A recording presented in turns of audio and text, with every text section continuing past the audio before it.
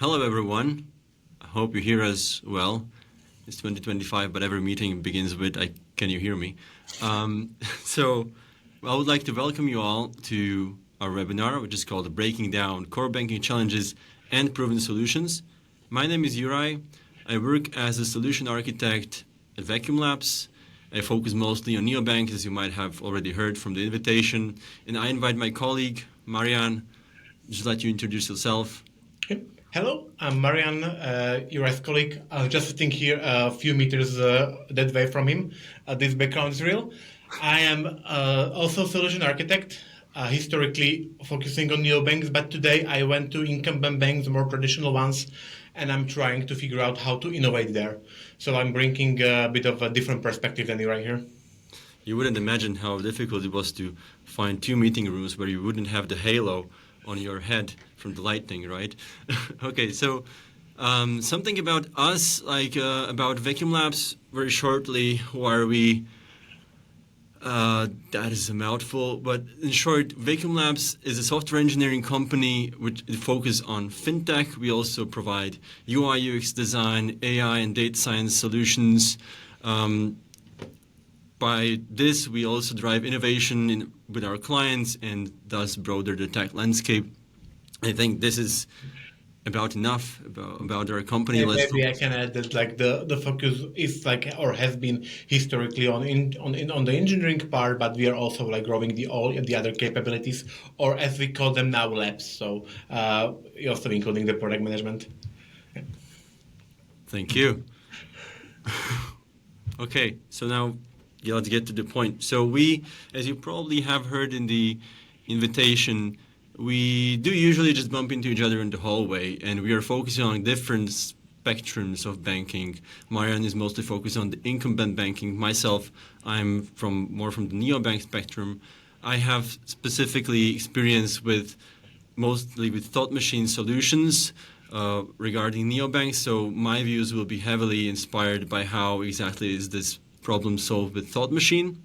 We picked a few topics which we would like to discuss, which we found interesting, and I think let's see where we arrive at. If you're ready. Yeah, I'll be the one that will be bringing the challenges part in here, or mostly since I have seen a few different incumbent bank setups, I can somehow form the stereotypes that are just being told that these are the stereotypes in there, or that the stereotypes are real, or something that's happening in the incumbent banks. And I will be trying to tell my stance and where I personally see the challenges, and then with you I will try to discuss these topics. Yeah. Yep. So from my side, ready, and I can all just jump into the first one, and that's all-in-one versus modular architecture. So with the all-in-one architecture, specifically with cores, what's happening stereotypically in the incumbent banks is that they have one really old system that handles quite a lot of functionalities for them. Sometimes it's called even mainframe, and you can imagine that there's everything from ledgers, transactional, general ledger, customer management, there is risk management, there is transaction processing, and many different things, reporting, for example, and so on. And it's all in one, so you get all in one. You get lots of functionalities with one partner you manage, but every time you need some change requests or to do some changes, you have one backlog or one prioritization list where you need to put this change request, and therefore it's some sort of like a single sort of like a single blocker or a single thing where you need to manage all of these things. And with time, as what starts happening with these systems is that you have more and more new things. Not all of the things are in the system, so there is more and more customizations, and it becomes harder and harder to innovate. So what the banks do, they are looking, okay, what are the alternatives? But replacing one huge thing is a really big project, and therefore they start to think, okay, so maybe we can just replace a part of it. Maybe we just take risk management out and replace it with a different risk management engine, or maybe we put customer data to be mastered somewhere else. However, the like with today's world, all the things are shrinking, or the bounded context, or the things that different tools provide are smaller and smaller. And for banks, this starts to become even bigger challenge because now they need to basically select provider from different perspectives, then go through whole procurement process, then have relationship management, and there's lots and lots of integrations of these different components to different parts.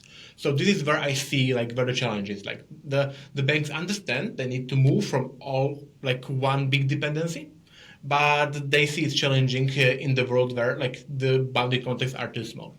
So what's the yeah.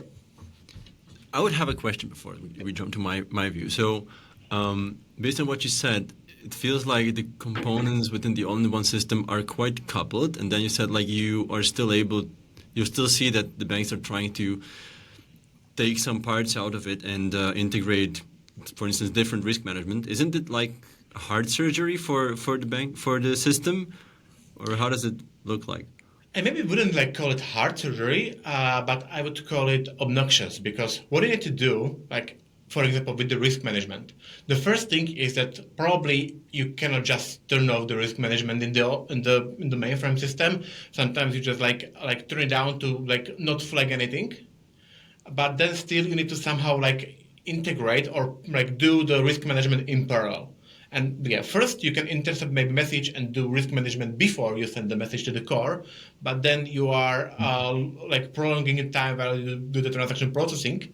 So maybe what you want to do is to do it in parallel. So you need to first intercept message like when it goes to the mainframe core, do something with that message and like send it to your like separate risk engine. There's and then like when the decision comes from risk engine and it's different than what your core provided you, then you need to compensate. You need to somehow to tell core, yeah, you approve this transaction, but we actually want to reject it. So it's possible, but you need to know like and like work around what the core is doing. I And see. it's mostly because like usually there isn't that many like that great API support and so on. So like even the interception is sometimes on the API level. I see. Interesting. Well, okay. So, yeah, thank you. So Vault takes a different approach. It takes the modular approach because, well, Thought Machine Vault is basically just a ledger, a financial ledger, which stores transactions, receives postings, which are transaction requests, and processes them, executes the financial product logic on those transactions, and provides the results of that. It does not provide other parts of what the all-in-one core usually provides, such as risk management, payments. It does not provide well, integration to cards, direct integration to cards. These things are sit outside of Vault Core. Same goes for customer management, CRM integration, the channels that you communicate to your customers with via mobile or desktop applications or SMS or any other channels for communication. All of these items sit outside of your core banking system with Vault. Now, to me, this does promote independence and the separation of concerns because, well, you can then choose which kind of third-party integration for risk management do you want to have, or for card processing, card payments aggregator you want to integrate with.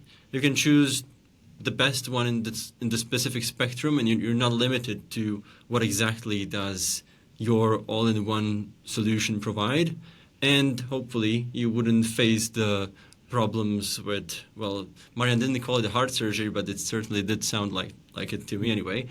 So you wouldn't have, hopefully, the problems as long as you architect it right when you want to switch an integration.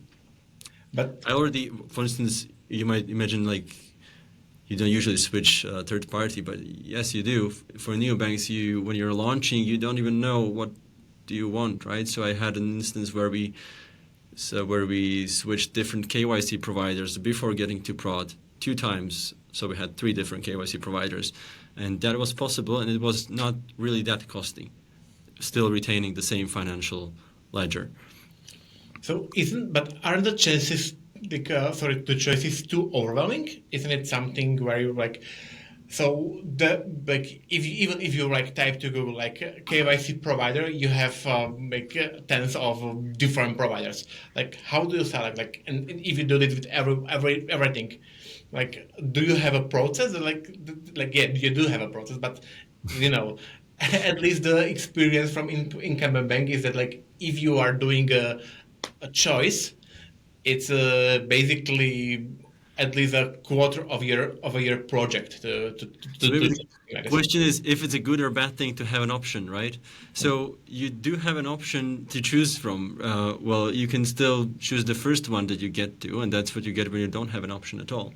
But yes, you usually go through process of finding out if the KYC provider fits you perfectly with the features that it provides, with well, specifically for KYC, if it complies with regulations that you need to comply with. You go through different kinds of testing, also with police, but like to see if the IDs, for instance, are validly identified as fake, and so on. But you can still do this, and you figure out that some KYC provider does not fit your purpose, and you can choose a different one. The problem with all-in-one, if I was to choose, is well, it has to tick all the boxes in all these segments, because then what do you do? Yeah, I see. And maybe one more question. And I've noticed that with Toad Machine you have a general ledger that's like Hmm. it's not included in there. So they say like into with Toad Machine you have transactional ledger and general ledger and accounting like should be sold somewhere else. And for me this, for example, would be like too much modularization. Like I see. what's your going with this? Well, that's a good question. I think, yeah, it's usual to expect that the general ledger is part of the core banking. Well, general ledger itself is not part of Vault Core, but um, there is a good reason for that. So Vault Core focuses on customer product behavior. So you define your product, define how do you want the product to work like from the customer perspective. Now the transactions that are happening between it focuses on transactions that are happening between customer and the bank or the customer and another customer, but not the transactions which are happening internally within the bank for your financial or accounting purposes. So what happens is with Vault, you basically stream the transactions out, and I will explain this in more detail in other sections. You stream the transactions out, and then you consume this in your general ledger, where you can then account the transactions any way you want. Just as an example, the customer, when he pays a fee, it does not need to know, and the product that you're defining from the customer perspective does not need to know that you need to amortize the fee for the next 5 years just by Yeah. movements between your internal accounts. It doesn't need to know that. But your accountants know that, and they know how to implement that. Okay, that's actually a pretty good separation of concern you persuaded me. And Okay. maybe we should move on, but before I see that in the live stream chat there's already one question, and just to encourage, I would like to ask right now. We will also have like more time to answer questions at the end, but let's just start right now. So Adam asking, with incumbent banks, are you seeing that that most have built their own systems or brought in from another supplier? And I see both, and sometimes like even like within one bank, there's a combination. So as I said, like most of the bank like correctly identify that having only like one big system is not the way forward. That they want at least some modularity. And with some components, they decide, okay, we are bringing some like external provider. With other components, they're doing the internal customization, and they also have an experience with these things because like both managing a partners that they had it in the past, but like still when they had the legacy core and there was some like customizations they didn't want to like they wanted to have on top of the core, but the supplier of the core said like, okay, it will take a long to implement or the price was too high. They've actually built a small customization on top of the core that had this functionality. So they have a capability internally to build their own components. They have a capability internally to bring some third parties, and they are doing both at the same time, and mostly like making decisions like, are we outsourcing this or are we not? Hopefully that answers the question. And with that, I would move to another topic, uh, which is cloud or not. So I'll be interested to see if you go to cloud or you don't, Marianne. So once again, it's a bit of both.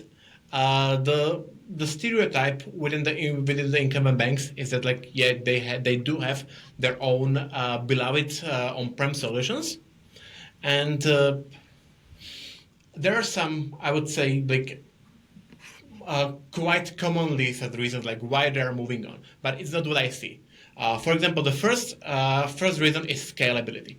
However, with a bank that's running for 30 years, they pretty know lots. They know lots about their customer behavior. They know where there are the peaks. They know how they are going to how much they are going to grow through some campaigns and so on. So they're like they can really predict well what's happening. So there's no need that much for burst stability.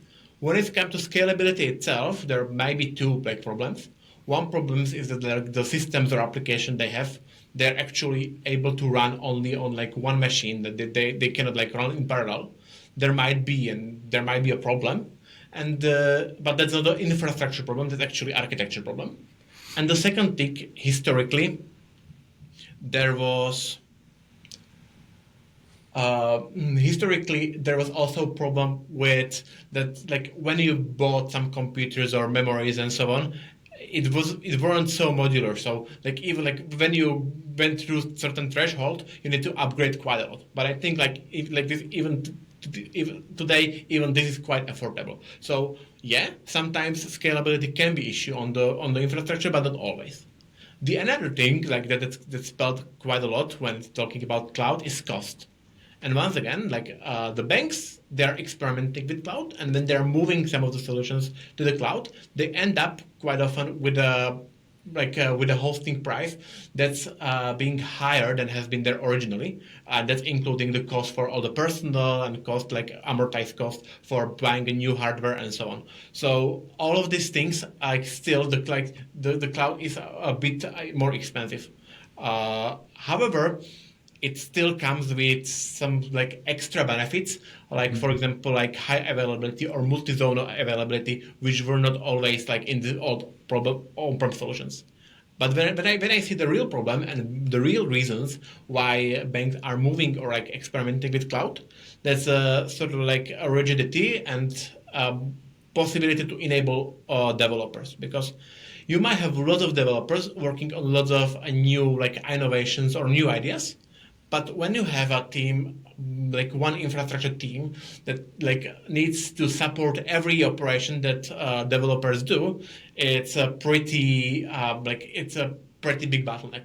And with cloud, you can enable your developers to actually build their own stacks, your like some infrastructures and so on. At least in the experimental phase. Yeah, later on, probably some of the like cloud experts should look at it, and there is still some like the cost there, but not that much. So this is how I look like how like what's the status quo with the incumbent banks and why they are moving into clouds. So I actually also did expect that the price would be much higher within on-prem solutions, but what you said also quite makes sense that once you have it already done and running, the operational expenses might not be as high. So moving to cloud for price may not just be the right reason. Okay, that's interesting. So from the neobank's perspective, this is a little bit different. And yes, well, Marianne, if you can move the slide, thank you. So Yes. this is a little bit different because you just don't have the benefit of knowing your customer base and knowing your different season of loads that you get and the load peaks that you get. So one thing is you still need to have some rather dynamic scalability in terms of performance, but more importantly, you don't know yet what is all that you're going to integrate with, what is all that you're going to need within your implementation, because well, you're a new bank and you need to stay flexible to be able to keep traction with the market. For that, I think what you said, Marianne, was that being on-prem doesn't really drive developer experience and experimenting, and this is what would really kill the innovation that you need to have when you're implementing neobanks, if I understand that correctly. So That's like probably the main reason for why you don't go on-prem. Well, there is one more, right? So you don't want to spend the whole of your capital on building your on-prem solution. That's another one. But what I usually see then is going either with SaaS or self-hosted, and this goes for all providers, not just the Thought Machine or your core banking provider. This goes also for other third-party integrations you might have for all the bounded context, the domains that you're intending to integrate with. You usually see SaaS or self-hosted. Well, the difference is if you have the option, well, if the bank has the option, they go with SaaS because then it delegates many of the issues, the SLAs, and management maintenance of the instance to a specialized team who owns the product, who has access to it and can maintain it, monitor it. But if you don't have the option, if even deploying to the same region is not a good enough option for you specifically to comply with regulations, for instance, then you still have the option to go with self-hosted, where you deploy the instance to your cloud and you manage it yourself. That's also a good and a bad thing. Well, you manage it yourself. You have access to the data, but then the problem is you also have to maintain it yourself with your team, and best you can get from the product ops is consultants because they don't have access to your instance, right? So this is more or less how I see it. So maybe just commenting, like if my client were, for example, like right now look at this, they would say like, well, on-prem, probably not because like yeah, we want to experiment with the cloud. SaaS probably not because like we still would like to have a control or a bit of control about the data, of the data that we are putting there, and like what I see here on this picture is that like this cloud is then controlled by a different company. So self-hosted for me seems like what would be the like default choice, I would call it, for incumbent banks.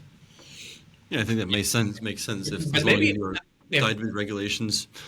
maybe a question about the trend. I've heard that like a few of the companies, like the cloud has been a boom of maybe a last 10 years. And like some of the companies are actually now thinking like, well, because of the price, we are moving back, but they're not moving back to the like classic on-prem. But there is more of like they're already starting to pop up openings like cloud in the box, where basically what you do, you buy your own hardware, but you install on there like software that's maybe even with a team of experts that can manage it, that will like provide you cloud capabilities but on your own iron. So do you think that this might be something that like for neobanks that more of a like cost optimization they will have like once they're a bit more established? So what about the capital expenses to get to this? Well, yeah. So basically, we need to buy some licensing and hardware. Like once you are already established and you are like you think like okay, maybe like let's think about how to like cut costs. Yeah, with even like some capital expenses in forward, like where to invest. This might be like a good thing to invest in. Like I think first, like you said, you need to be established. So you need to first see, well, first things you optimize for is flexibility of change, right? So that's probably the most important thing for you because you didn't penetrate the market yet. Then you can after you are somehow settled in the market and you see what do you want to offer, you can look into cost optimization, and then maybe it could be an option. I haven't had experience with that myself. With that, I think yes, as I mentioned, we already did. Hold on. We already did discuss that you can deploy the instance even within the same region just to get the best latency. How does it work with real-time processing, Marianne? okay, so jumping to the next topic. With real-time processing, I've actually prepared a picture for you. I like these nice simple pictures. So real-time processing isn't something you as a bank today can avoid. Like there are things that are actually forcing you to do real-time processing, but lots of legacy cores don't have don't work real time. They're actually created to work like during the office hours and then do some processing in the evenings when you close the offices and so on. Uh, and therefore, the architecture that has been creating around this core is something like I would like to call like a real-time shield. That you have the core and then there's a shield, and maybe there's a story like how this shield has been historically created. So the first came the cards, and with cards, they came at least at the time where there's still like most of the things were offline processings. So the cards like brought an innovation that they split the transaction into authorization and settlement. So within the authorization, you needed to do the decision, you need to do it fast, and then like at the end of the day or at the end of some period, you could do the settlement, which would be like much more costly offline processing where you reconcile everything and then you are happy. So this was the architecture there, and the cards were prepared for this.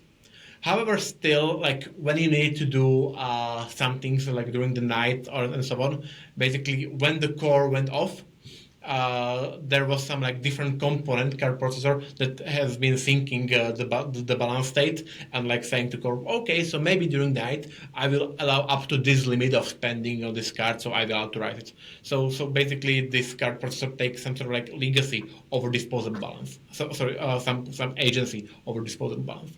Later on, what was like there came possibilities of instant payments, and with instant payments, like there usually aren't that many limits, so you cannot just say like at the end of the day that hey, I need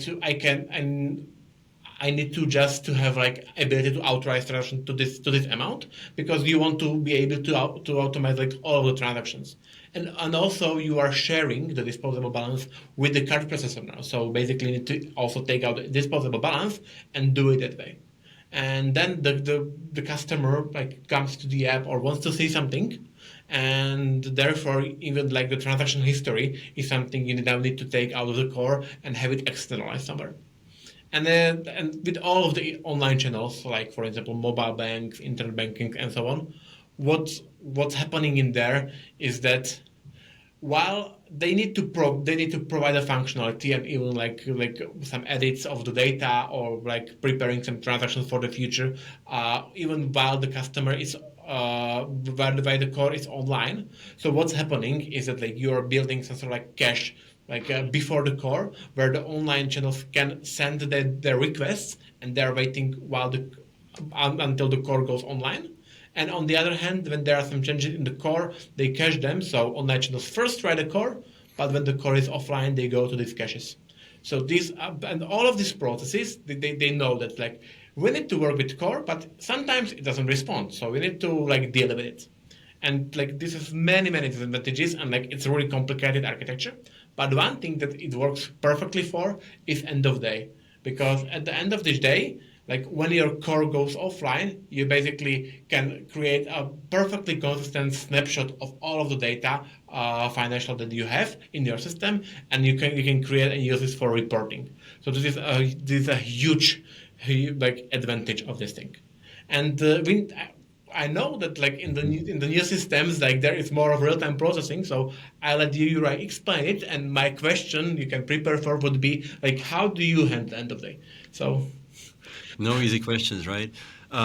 Okay, so before I answer that, let me give you just a really quick overview on how this works with real-time core or with Thought Machine Vault. So Thought Machine Vault is built real-time first, so you don't have many of the problems that Marianne just mentioned about having to have a separate layer to synchronize the transactions and to cache the requests and the responses and basically build a separate balance on that and compute it.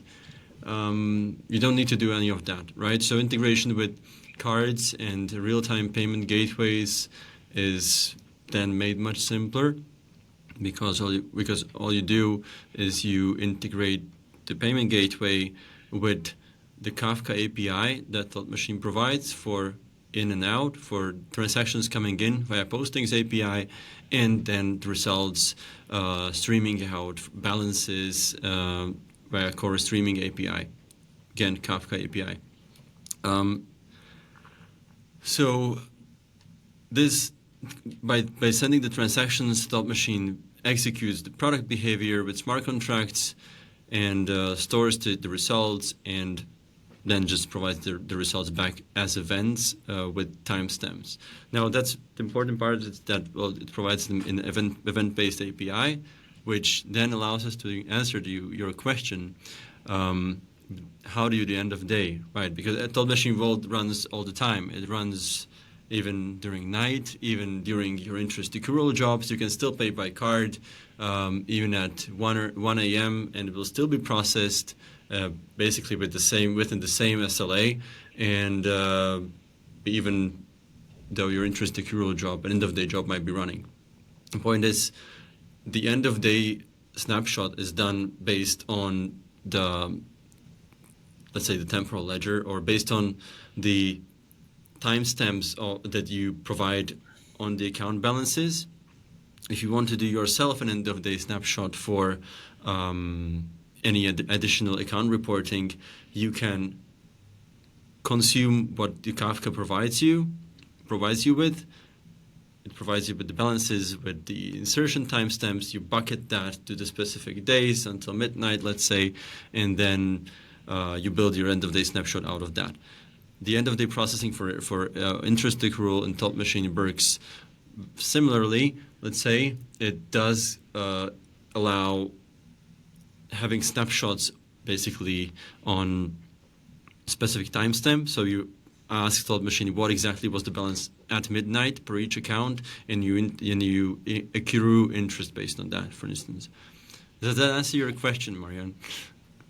So I can see how when the transactions come out, and so first thing, if I understand correctly, what you are saying that the report part, or the snapshot part, is not happening within the vault itself, but it's happening outside in some data warehouse based on the data that are coming out of the vault.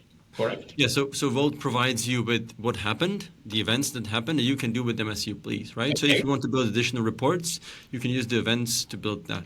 I can see how transactional events, for example, have effective timestamps that you can then use and sort into buckets of days. But how is it with the balances? Do you always have all of the balance information? Because for us, at least when I was designing these things, the hardest part, or the hardest problem was always okay, so I do have some stream of balances that are consistent up until I do some backdated payments and things like this. So Yeah. So okay. Or is it a wormhole? It is a little bit of a wormhole. So let's dive into backdating. But the thing is, maybe the important part is, well, you have basically two cutoffs. One cutoff is, let's say at midnight. That's the date for the value timestamp of when you want to actually, for what timestamp you want to actually accrue the interest to run the end of day job for. But then you have some, let's say, lagging postings that you still want to include in the previous day, but they arrived 30 minutes later. For that, you allow additional cutoff, let's say additional grace period of 2 or 3 hours, where you still allow the postings to be backdated to the previous day, and you backdate them with the old timestamp, and you run the job at 3 a.m. and you ask what was exactly the balance at midnight, which should now give you the correct answer with the backdated postings. But backdating is probably full webinar that we could have. Yeah, it would be much more messy.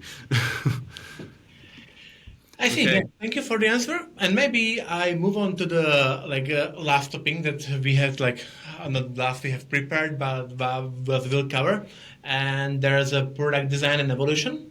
And once again, from incumbent perspective, when you are a bank and you are already running, there are basically 3 types of things that happen on your backlog.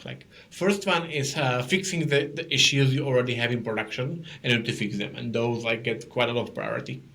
The second one is legislation changes, and those are also like quite a big thing that's happening. That like you need to like you have a systems like that are not that flexible, and like when you have legislation changes, it can actually take quite a lot of capacity, and then the rest of what you have can be used for innovation. And now, when you have all the technology, like, and these maybe like affect not only the innovation, but also the legislation changes because like there's also like sort of testing the flexibility. Um, you have a few problems. So the first one is that the ideas that are innovative probably weren't here for quite a long time, or like aren't here for a long time. So probably your technology is older than these ideas, and at the time it was designed, nobody ever thought that like this would be a thing how we do it. So the tech is basically restricting you in like what you can even imagine or what you can even configure. Then even if you do that, you already had made so many customizations, so many different things that every single change affects many different components, and therefore, even experiment costs you quite a lot of money to make, and not even like try things or like be as brave as do some like blueprint deployments and so on. And the another thing is that like when this like prevails in the company, then it becomes like yeah, like like you become what you are offering. So like when you offer mostly like legislation changes and maintaining, the builders leave and like the maintenance stay in the company. So like even the people and mindset of the people is then more focused like on maintaining and less on innovation. And I think like this is like sort of like a cycle where I see that the legacy kills the innovation. And maybe an interesting topic to tackle, like how do you do it when it's all fresh and new and easy? So this sounds Yeah. rather depressing, Marianne, from the perspective of incumbent banking, or the perspective of a product designer in incumbent banking who's constrained by not being able to be innovative and just handling all of the regulation changes. Makes me think if we should offer therapist sessions in the end, but we don't anyway. But okay, so how do you usually do it with Volt now to be flexible? Because well, in neobanks, I think it's but we're quite important for you to be flexible in what you offer, the products you offer. You need to be able to redesign the products. You need to be able to flesh out to launch new products because well, you don't know how your customer base will respond. You don't know how the market will respond. You need to keep traction with the market. You just have a guess from the analysis, but the reality might be different. So you need to be able to test out different products, see how that works, see how customers respond, and it just cannot take you a couple of quarters to implement a new product change. How do you do it? Simply with smart contracts. Now, what is that, and how do I explain it within a minute? So smart contracts are not crypto smart contracts. That's a good thing, but they have one thing in common. They both are snippets of code that run on the host. It's called like this.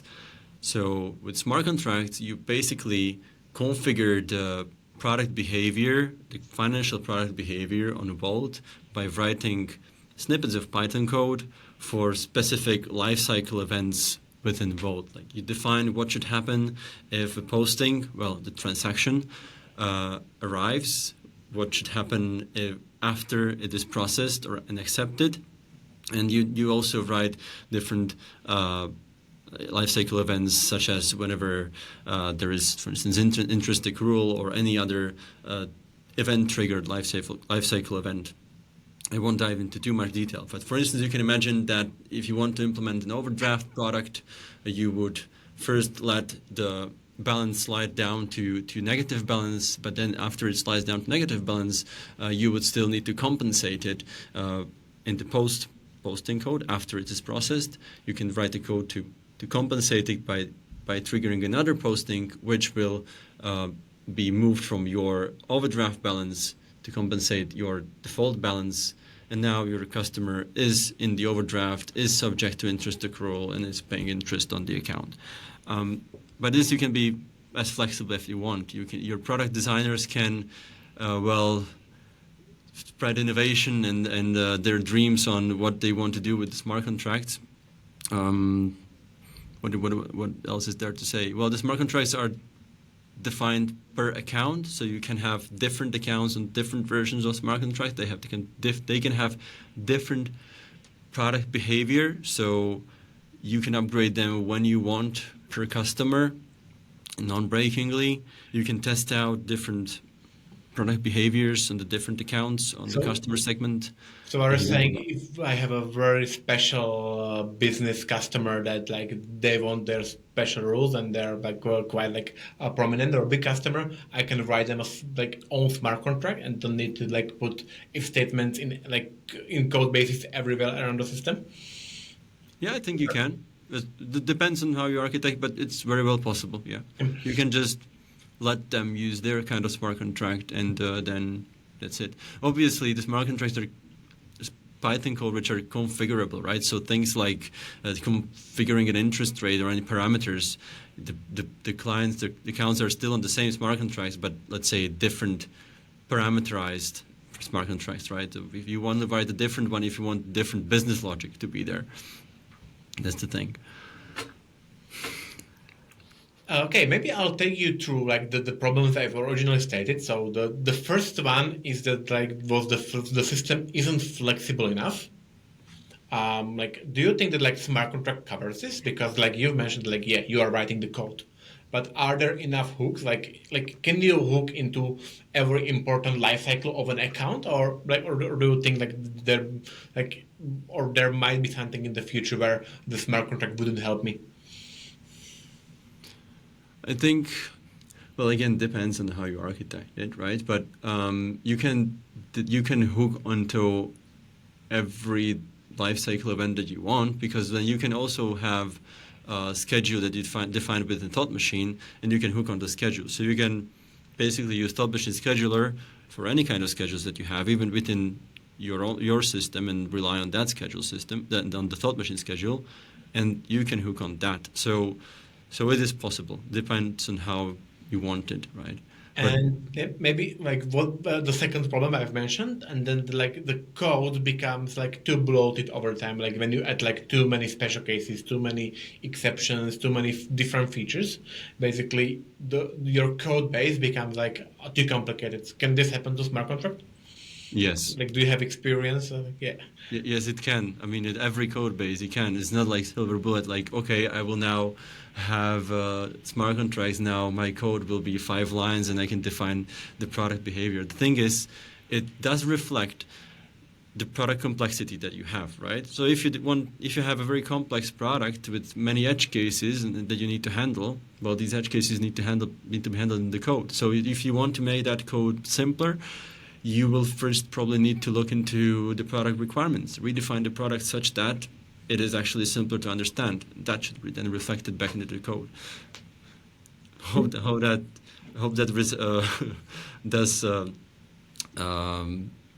does this resemble anything? Complicated products, does this resemble anything in incumbent banking, Marian? Well, probably yeah. But the complexity there comes like from what I've already I've been talking about, and that is that like you need to evolve over time, and you need to add new features like either from like legislation or just to innovate.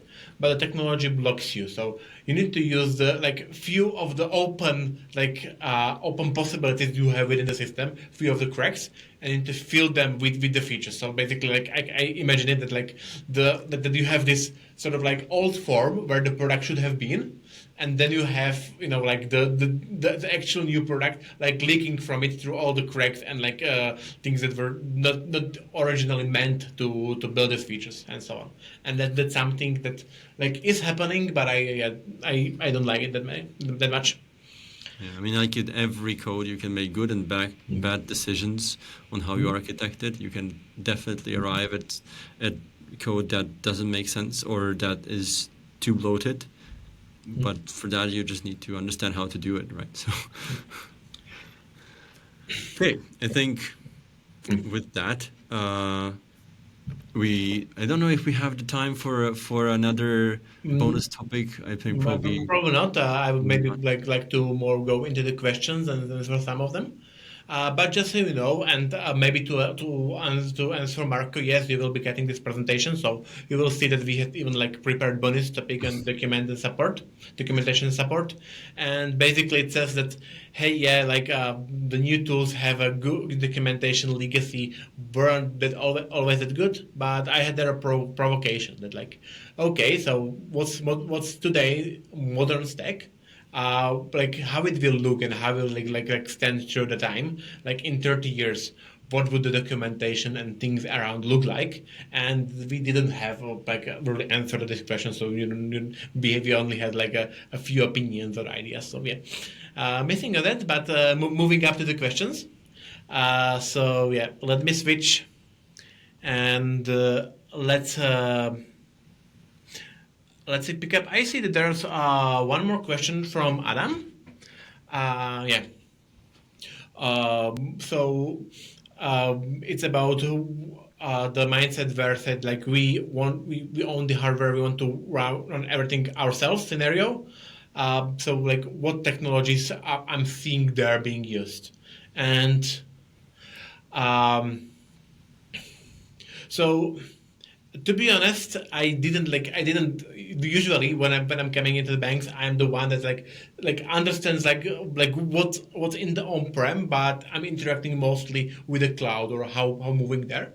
What I can see is that there is containerization and and technology I see for quite often to be used is, for example, OpenShift. That I've seen like in several instances, but don't have like really that. I don't have that detailed view on like what's happening like behind. But yes, even like with their existing stacks, they're using like a pretty modern technologies. So it's not So, so, not all so old. Yeah. for this, if we were looking at the SaaS, I know this is not exactly the part of the question, but well, maybe part of it. Usually, you go for well, specifically in AWS, you can go for the ECS and then well, the Elastic Container Registry, the MSK for Kafka, and I've seen RDS or Aurora for the databases, depending on how if you want to handle disaster recovery yourself. But yes, I think these are the usual choices that you go with. Okay. Feel free to like ask like any other questions if you have in the live stream chat. I see there's one new one from D, so thank you D. And the question is, how does Vault's real-time architecture support compliance-heavy use cases like instant payments or fraud detection? You right? Right. I'll let you answer first, then maybe And I'll add something. okay, okay. I think this is maybe looking towards the SLAs that you have, for instance, in cards. Like you need to really respond within a second, and then you also might be smashed with a couple of transactions even during night when you're running interest accruals. The thing is that Vault has separate topics for these two things. It has a slow topic and quick topic, prioritized topic. Let's call it like this. So everything in the prioritized topic is always processed first, and then is looking into the regular topic. Of course, you can put everything in the priority topic, but that's just bad architecture, right? Because not everything can be a priority, as product owners would also understand. Then, but if you have strict SLA sensitive transactions in the priority topic and everything else in the less low priority topic, then this would probably work. And for fraud detection, well, Vault does not do fraud detection. As mentioned in the modular architecture, you would use something else to do fraud detection. For instance, in transaction screening, for the transaction screening, you would send the transaction out. Again, the transaction screening third party would need to comply with SLA to respond within a couple of seconds or second, and you will get the response, and you then process further, you can implement this in the orchestrator engine, also probably later in the edge functions, sneak peek, which will be available in the Thought Machine. Yeah, but that's hopefully I did answer the question. I would add on this, specifically like when it comes to the to the fraud detection. That's even like within the risk engine is often like a different components even in incumbent banks. But what sometimes the problem with cores is to like run this parallelly. So like let core decide whether you have enough whether like the limits are okay and whether you have like enough balance and so on. And while you're doing this, you let the fraud detector decide like in parallel. And like what I know that the world offers, and it's like then quite often like relied upon, is that they have sort of they've basically adopted the card's philosophy of authorization and then settlement. So even with instant payments or other things that you need to do instant decisions, you can first try and like reserve the balance with authorization and then like settle it even like a few seconds later after the fraud detects fraud service says it's okay, or revert the authorization if it was not. So this is I believe a pretty nice feature that I've basically I've been there like when Vault has been like first introducing it. So I was like at that point I was like quite happy that it was there a few years ago. Maybe moving to another question. There's one from Tevart, and it's what's the most interesting financial product that you have built? Probably a question for me then. Okay, so let me think. Probably this actually interesting. What is interesting? Probably this would be around mortgages, which had very specific handling for when you can do early repayments and late repayments with configurable of how should that affect your repayment calendar, configurable how it should affect your repayment calendar, if that should, well, it's in the details, right? So if that should increase the amount of repayments that you have, or if that should also just repay the next couple of payments that you have the repayment calendar, but retaining the length. Then we also had specific fees which were incurred on different events based on these, based on what you have chosen. So this was interesting to implement. I can't think of from the top of my head of anything more interesting or difficult. Marian, do you have some experience? Yeah, I have one, but unfortunately, like I didn't get to do it. Like I've only did like a solution architecture, but like weren't then for the implementation.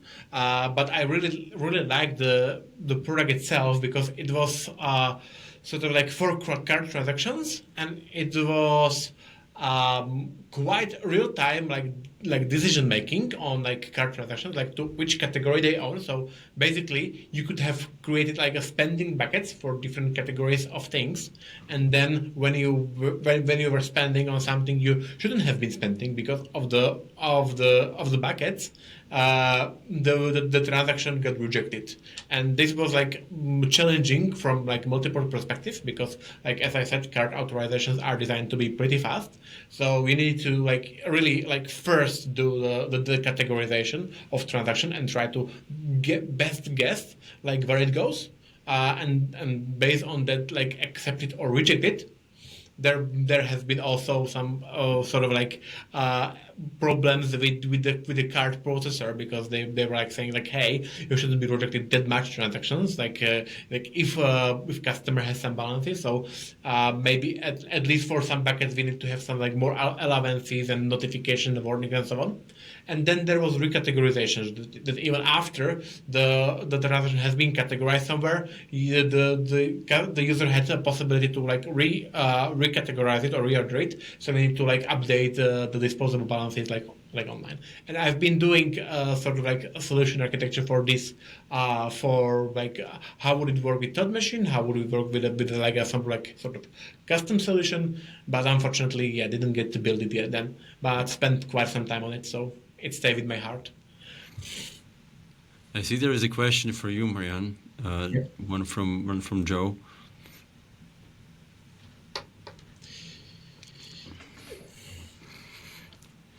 John, it's more of a yeah. Sorry, one for Joe from He's been yeah. on the screen. So it seems like, let me read it. So it seems like you are building a second core if you cache the requests and responses to achieve real time.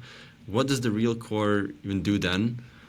This is probably for the image that you shared with the real time. Yeah. So, and I think this actually goes back to what I asked within the first topic, because in incumbent banks, like sometimes the value that they seem to have from the core was like the knowledge or the ability to like correctly, let's say, like account, like put like do the accounting, like have some opinion on how to put the transactions into general ledger and what to do about these things. They had like opinions about how to do fees, about how to do like interests and so on. And yeah, there are like many different like interest application schemes. And when the core came with the opinions, at least in the past, maybe like the legislation weren't like so exact or so specific on how we should be doing it. So like when the core came with this, you didn't have to do it. You didn't have to like worry about how to calculate the interest or when to apply fees. These engines were there. So these were the values that they have been taking from like you run the end of the process, all the interests are calculated, all the fees are calculated, and so on. Today, the shift is different. Today, the shift is more on the real time. So, like, what's happening today is that, like, the value you are getting from the core, from a modern core like Toast Machine, is ability to like give you a quick decision, maybe ability to run some custom logic during like making this quick decision, as you mentioned with the smart contract, and maybe ability to like not to actually like tell you how to apply fees, but give you all the freedom in applying the fees and to differentiate. And I think like also the values like shifted. Like in the past, it was like okay having something more of a stable and like working, and today is all about like differentiation innovation, because like the market is full, so we need to have these capabilities. So yeah, hope that answer that.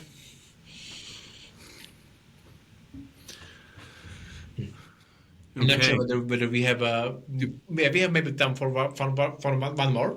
Yes. Okay. So, question from Dominica. Can you elaborate on how Bolt enables safe rollback of product changes in live environment?